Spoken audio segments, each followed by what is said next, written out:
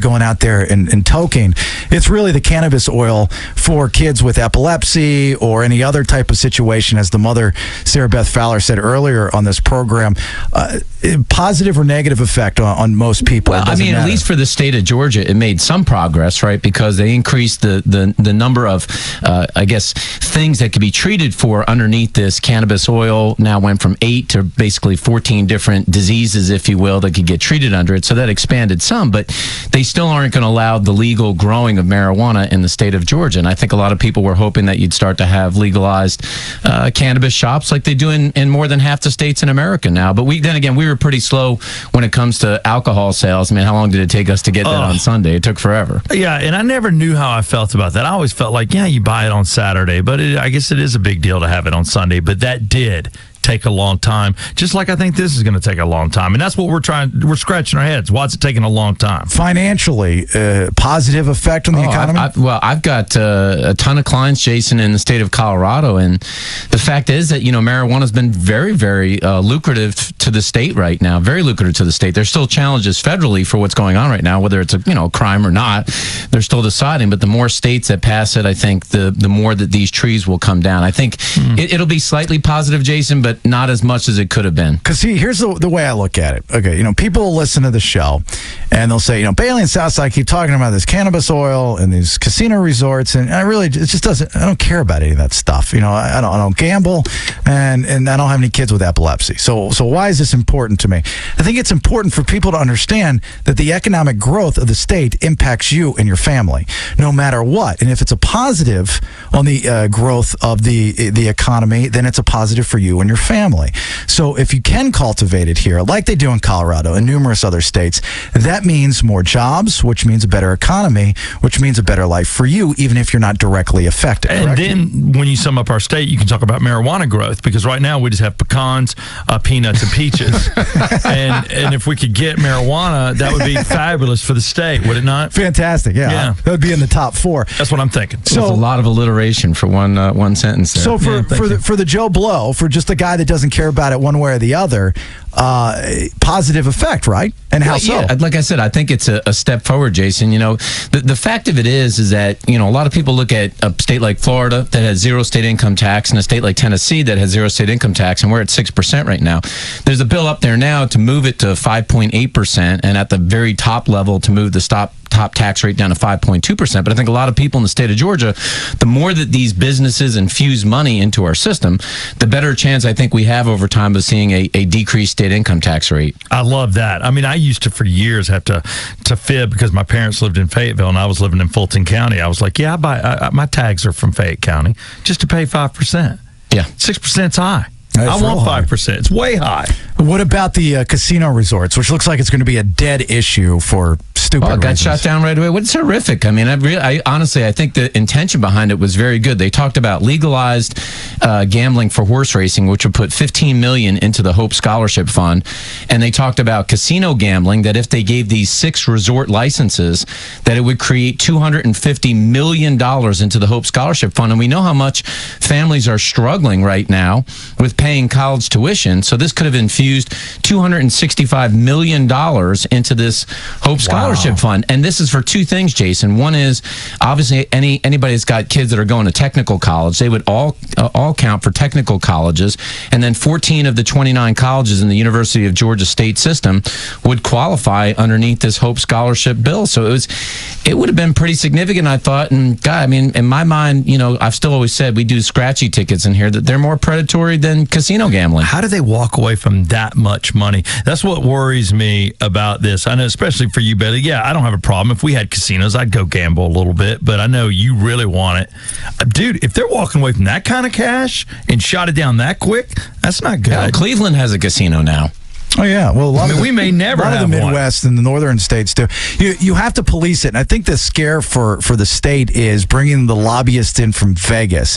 And they're afraid that they're going to take over the culture of the South, which I totally understand.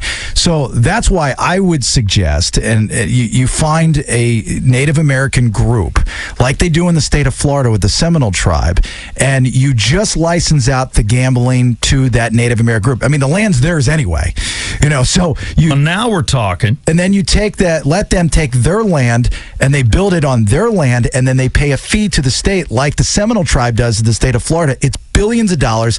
They sign multi-year deals, and then that's how you get your money from it. And then it doesn't go crazy, and you got the Sands people, and you got all these lobbyists from Vegas. I mean, you've driven in the state. Drive between Macon and Savannah. There ain't nothing in between there on 16. So put something along the way there. There's nothing else going on. I like the Indian, and I don't want anybody taking care or coming in here. Is it the mafia? The whole it's just but I don't want that crap in the South. Well, that's what maybe a scare could be, and I can understand a good point. that. So let's go the Indian route. I like that. Take care of them. Etowah Indian mounds. We got Cherokee Indian territory. That's fabulous. Sounded smart for a second, did I not? No, you did actually, because it hits me. Because then the Indians, it's their land anyway. It is their land, and the American Indians, they're not corrupt, right? I mean, they're cool, right? Because I don't know firsthand. Okay, they don't make mafia corrupt people of all kinds. Boy, they don't make mafia movies. Corruption sees no color. Okay, yeah, they don't make them about Indians. I've never seen American Indians come in and like break somebody's legs. What else? They're not paying for health insurance either. So okay, really? Well, they are getting a good deal. Outside of those, the big two that are really media friendly. What else? I thought one of the big ones that was interesting here was the beer bill. What's that? The beer bill was underneath Bill 63, and this was the idea that obviously those of you that are paying attention to the state of Georgia, we have some tremendous craft breweries that are growing here in the state of Georgia, and there was this issue about how they could vary tour prices and whether or not they could actually include beer in it. Oh yeah, that's like when you go to Sweetwater, you got to pay. There's loopholes around it, which is really silly. It was really silly, and so now they can basically in the tour, essentially get up to 36 ounces, and then you can take a certain amount more home. And the bill finally passed 51-5, which I think is great if you're seeing beers like Terrapin and other beers like that are growing in the state of Georgia, Sweetwater. This is a really good bill. It just allows us to create another industry here in the state of Georgia that's growing in a lot of states for craft beer. Huge here in the state of Georgia. The craft beer industry is really, really big here.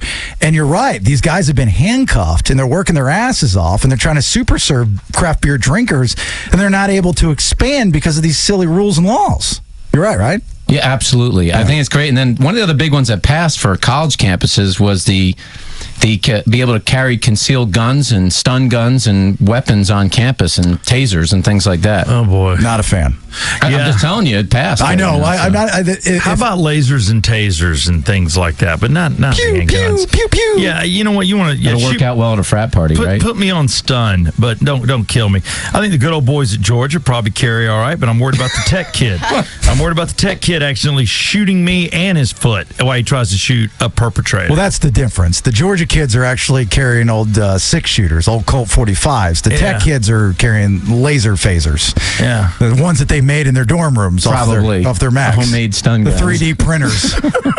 I think that if you're a college kid and you're carrying on campus, you should have some kind of training. You shouldn't just be given the green light to some 18-year-old kid that's at a frat party doing keg stands and sharpening his red Solo cup being able to carry a gun. Part of core now should be taking a gun Jason, class. The funny thing about this, they put a bill in that actually, I believe, is going to pass that limits the use of fireworks, yet they passed one for guns and tasers and stuff like that. Oh, that's another thing. The fireworks, I know we got a break, but the fireworks thing, just so ridiculous. There's so many people that want to move into the state and open up fireworks buildings, brick and mortars. Sure. And they can't. They're just doing tents and parking lots. And when they do allow them to come into the state, which would be next year, there's so many rules and restrictions. So the guy that's small on the totem pole, low on the totem pole, he's not going to be able to open it. It's going to be all the big businesses that come in. Face value on paper sounds great. You dig a little deeper, it's screwy. We're worried screwy. We're worried about the buildings going boom. We don't care if a tent goes off in a parking lot. Ted Jenkin, how can people find you, sir? Yeah, listen, it's Super Tuesday, so if you're interested in seeing the tax plans of all these candidates, even before you vote today, go to oxygenfinancial.net. I've done a complete breakdown of the 5 top candidates, their tax plans, and how it will affect your family. Go to oxygenfinancial.net and get it from me today. There you go. The new day with the WWE in studio here at 8 o'clock. Up next, headlines, your chance to get some good stuff. Brandy, what do you got? We got tickets to Monster Jam Saturday, March 5th at the Georgia Dome. Tickets, more info, monsterjam.com. And a bonus prize, delicious breakfast from McDonald's. I'm loving it. All right, 3 top stories from today. Stories everybody needs to know about. It's up to you to match up the headlines with the audio correctly, and you will win and make everybody else smart. 404-741-7625. Do that here next. It's Bailey and Southside Rock 100.5.